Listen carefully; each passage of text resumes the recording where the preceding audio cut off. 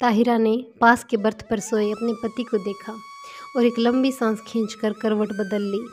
कंबल से ढकी रहमान अली की ऊंची तोंद गाड़ी के हिचकोलों से रह रहकर कांप रही थी। अभी 3 घंटे और थे। ताहिरा ने अपनी नाजुक कलाई में बंधी हीरे की जगमगाती घड़ी को कोसा। कमबख्त कितनी देर में घड़ी बज रही थी। रात भर आंख नहीं लगी उसकी। पास की बर्थ में उसका पति और नीचे की बर्थ में उसकी बेटी सलमा नींद से बेखबर पड़े थे। ताहिरा घबरा कर बैठ गई। क्यों आ गई थी वो पति के कहने में? 100 बहाने बना सकती थी। घाव जो समय और यादों ने पूरा भर दिया था उसने खुद ही कुरेद दिया। अब भुगतने के अलावा चारा ही क्या था? स्टेशन आ गया। ताहिरा ने काला रेशमी बुर्का खींच लिया।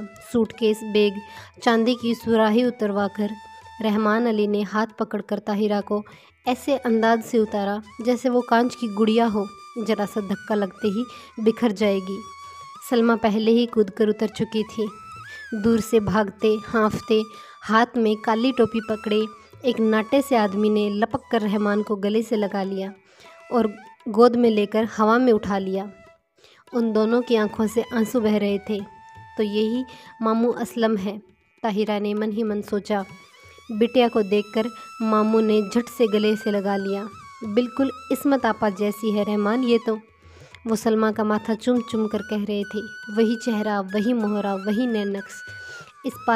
इस्मत आपा नहीं रही तो खुदा ने दूसरी इस्मत भेज दी। ताहिरा पत्थर की सी मूर्ति बनी चुपचाप खड़ी थी। उसके दिल पर जो दहकते अंगारे दहक रही थी उन्हें कौन देख सकता था? वही स्टेशन, वही कनेर का पेड़।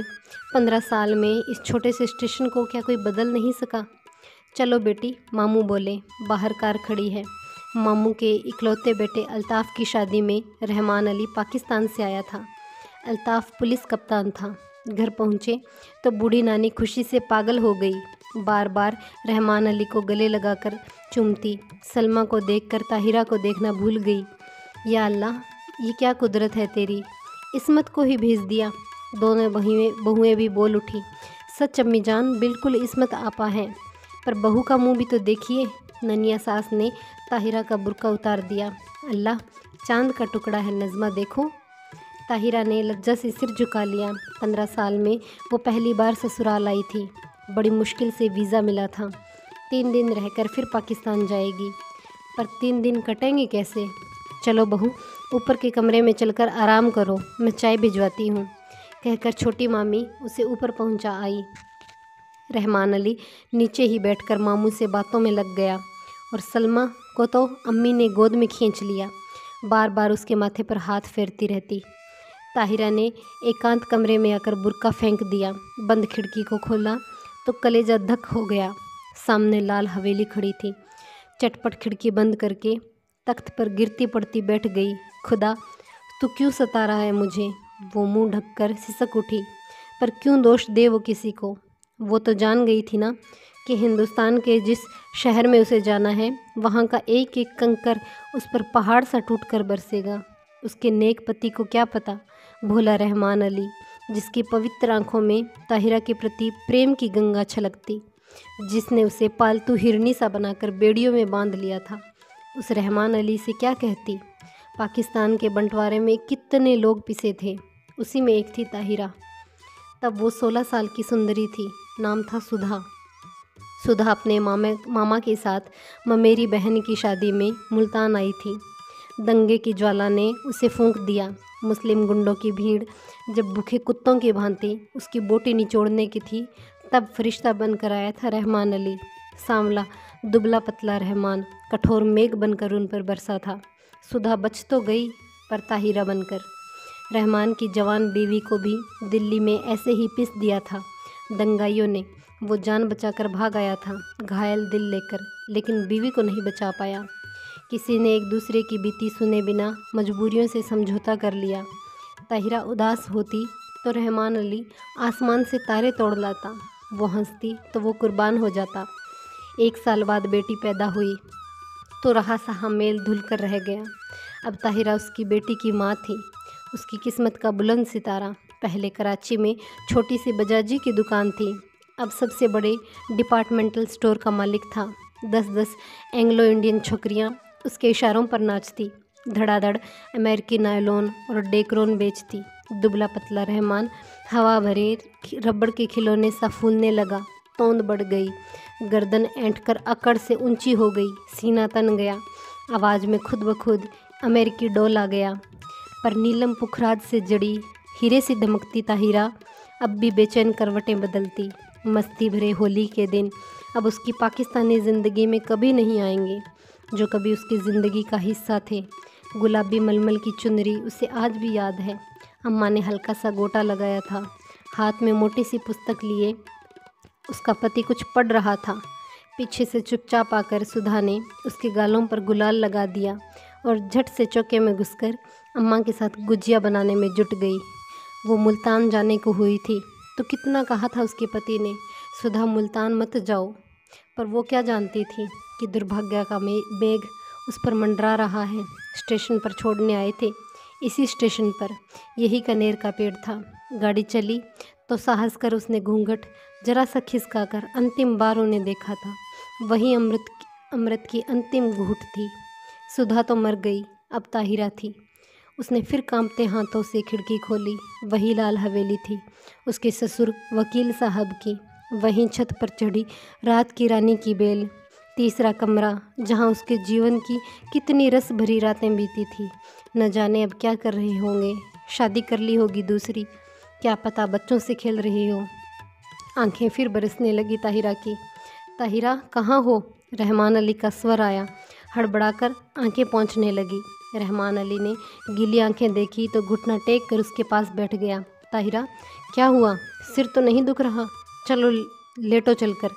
मखमली गद्दे पर रेशमी चादर बिछाकर रहमान अली ने ताहिरा को लिटा दिया और खुद शरबत लेने चला गया। सलमा आकर सिर दबाने लगी। लाड और दुलार की थपकियां देकर सब चले गए। पास में लेटा रहमान अली खर्राटे भरने लगा तो दबे पैरों से वो फिर खिड़की पर जा खड़ी हुई। बहुत दिन से प्यासे को जैसे ठंडे पानी की झील मिल गई थी। पानी पी पी पर भी प्यास नहीं बुझ रही थी। तीसरी मंजिल पर रोशनी जल रही थी। उस घर में रात का खाना देर से निपटता था। फिर खाने के बाद दूध पीने की आदत थी उन्हें। इतने साल गुजर गए फिर भी उनकी एक एक आदत उसे दो के पहाड़े की तरह ज़ुबानी याद थी। सुधा कहाँ है तू? उसका मन उसे खुद धिक्कार उठा। तूने अपना गला क्यों नहीं घोंट दिया? तू मर क्यों नहीं गई कुएं में कूदकर? क्या पाकिस्तान के कुएं सूख गए थे? तूने धर्म छोड़ा पर संस्कार रह गए। प्रेम की धारा मोड़ दी पर बेड़ी नहीं कटी। हर तीज, होली, दिवाली तेरे कलेजे पर भाला भोंक कर निकल जाती है। हर ईद तुझे खुशी से क्यों नहीं भर देती? आज सामने तेरे ससुराल की हवेली है, जा उनके चरणों में गिरकर अपने पाप धो ले। ताहिरा ने सिसकियां रोकने के लिए दुपट्टा मुंह में दबा लिया। रहमान अली ने करवट बदली, पलंग चरमराया। दबे पैर रखती ताहिरा फिर लेट गई। सुबह उठी तो शहनाइयाँ बज रही थी। रेशमी रंग बिरंगी गरारा कमीज़, अब रखी चमकते दुपट्टे, हीना और मोतियों की गमक से पूरा घर महक रहा था। पुलिस बैंड तैयार था। खाकी वर्दियाँ, लाल तुर्रम के साफे सूरज की किरणों से चमक रहे थे। बारात में घर की सब औरतें जाएंगी। एक बस में रेशमी चादर तानकर पर्दा खींच दिया था। पीछे पीछे ताहिरा काला बुर्का ओढ़कर गुमसुम चली जा रही थी, सुध-बुध खो बैठी हो जैसे। ऐसी ही एक शाम को वो भी दुल्हन बनकर इसी शहर में आई थी। बस में सिमटी सिमटाई लाल चुनरी से ढकी। आज उसी ससुराल के सामने उसने शाह बुर्का पहन रखा था, जिसने उसका चेहरा ही नहीं पूरी ज़िंदगी अंधेरे में डुबो कर रखती थी। अरे किसी ने वकील साहब को बुलावा भेजा कि नहीं? बड़ी अम्मा बोली और ताहिरा के दिल में फिर से कांटा चुभ गया। दे दिया अम्मी, मामू बोले। उनकी तबीयत ठीक नहीं है इसलिए नहीं आए। बड़े नेक आदमी हैं, शहर के सबसे नामी वकील के बेटे हैं, पर आस ना औलाद, बीवी दंगों में मर गई तो फिर घर नहीं बसाया। ताहिरा को इस बार जोर का धक्का लगा। खैर मामू के बेटे की शादी धूमधाम से हुई। चांद से दुल्हन आई। शाम को पिक्चर का प्रोग्राम बना। नया जोड़ा, बड़ी अम्मी, लड़कियां, यहाँ तक कि घर की नौकरानियां भी बन ठन कर तैयार होकर गई। लेकिन ताहिरा नहीं गई। उसका सिर दुख रहा था। बेसिर पैर के मोहब्बत के गाने सुनने की ताकत उसमें नहीं थी। अकेले अंधेरे कमरे में चुपचाप पड़ी रहना चाहती थी। हिंदुस्तान, प्यारे हिंदुस्तान की आखिरी सांझ। जब सब चले गए तो तेज बत्ती चलाकर आदमकद आईने के सामने खड़ी हो गई। समय और भाग्य का अत्याचार उसका अलौकिक सौंदर्य नहीं लूट सका। वो बड़ी बड़ी आंखें, गोरा रंग, संगमरमर सी सफ़ेद देह। कौन कहेगा कि वो एक जवान बेटी की माँ है। वो कहीं पर भी उसके पुष्ट यौवन ने समय से मुंह की नहीं खाई थी। कल सुबह 4 बजे वो चली जाएगी। जिस देवता ने उसके लिए सब कुछ त्याग कर वैरागी का वेश धर लिया था, क्या एक बार भी उसके दर्शन नहीं मिलेंगे? किसी शैतान नटखट बालक की भांति उसकी आंखें चमकने लगी। झटपट बुर्का ओढ़कर वो बाहर निकल आई। पैरों में बिजली की गति आ गई, पर हवेली के पास आकर वो पसीना पसीना हो गई। पिछवाड़े की सीढ़ियाँ उसे याद थी, जो ठीक उसके कमरे की छोटी खिड़की के पास आकर रुकती थी। एक एक पैर 10 मन का हो गया। कलेजा फटकर मुंह को आ गया। पर अब ताहिरा नहीं थी। वो फिर से 16 साल की चंचल बालिका नववधू सुधा बन गई थी, जो सास की नज़र बचाकर अपने जवान पति के गालों पर गुलाल मलने जा रही थी। आखिरी सीढ़ी आई। सांस रोककर आंखें मूंद वो मनाने लगी, हे बिल्लेश्वर महादेव, तुम्हारे चरणों में ये हीरे की अंगूठी चढ़ाऊंगी। एक बार उन्हें दिखा दो, पर वो मुझे ना देखें। बहुत दिन बाद भगवान का भक्त ने स्मरण किया था, कैसे न सुनते। सुधा ने देवता को देख लिया। वही गंभीर मुद्रा, वही सफ़ेद पजामा और मलमल का कुर्ता। मेज पर अभागिन सुधा की तस्वीर थी, जो गोने पर भैया ने खींची थी। जी भरकर देख ले पगली और भाग जा, भाग ताहिरा भाग। उसके कानों में जैसे खुद भोलेनाथ गरजे थे। सुधा फिर डूब गई और ताहिरा जाग गई। जब सिनेमा से लौटने को होंगे सब, अंतिम बार आंखों ही आंखों में देवता की चरण धूलि लेकर वो लौटी और बिल्लेश्वर महादेव के निर्जन देवालय की ओर भागी।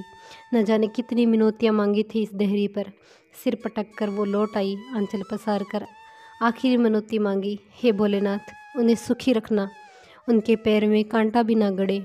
हीरे की अंगूठी उतार कर चढ़ा दी और भागती हाँफती घर पहुंची। रहमान अली ने आते ही उसका पीला चेहरा देखा तो नब्ज़ पकड़ ली। देखूं, बुखार तो नहीं? अरे अंगूठी कहाँ है? वो अंगूठी रहमान ने इस साल शादी के दिन यादगार में पहनाई थी। न जाने कहाँ गिर गई। थके स्वर में ताहिरा ने कहा, कोई बात नहीं। रहमान ने झुककर ठंडी बर्फ़ सी लंबी उंगलियों को चूमा। ये उंगलियां आबाद रहे इंशाल्लाह। अब के तेहरान से चौकोर हीरा मंगवा। ताहिरा की खोई दृष्टि खिड़की से बाहर अंधेरे में डूबती लाल हवेली पर थी, जिसके तीसरे कमरे की रोशनी दब से बुझ गई थी। ताहिरा ने एक सर्द सांस खींचकर खिड़की बंद कर दी। लाल हवेली अब अंधेरे में गले तक डूब चुकी थी। कहानी कैसी लगी है कमेंट करके ज़रूर बताइएगा, और अगर आपको कहानी अच्छी लगती है तो प्लीज़ मेरे चैनल को सब्सक्राइब कीजिएगा। धन्यवाद।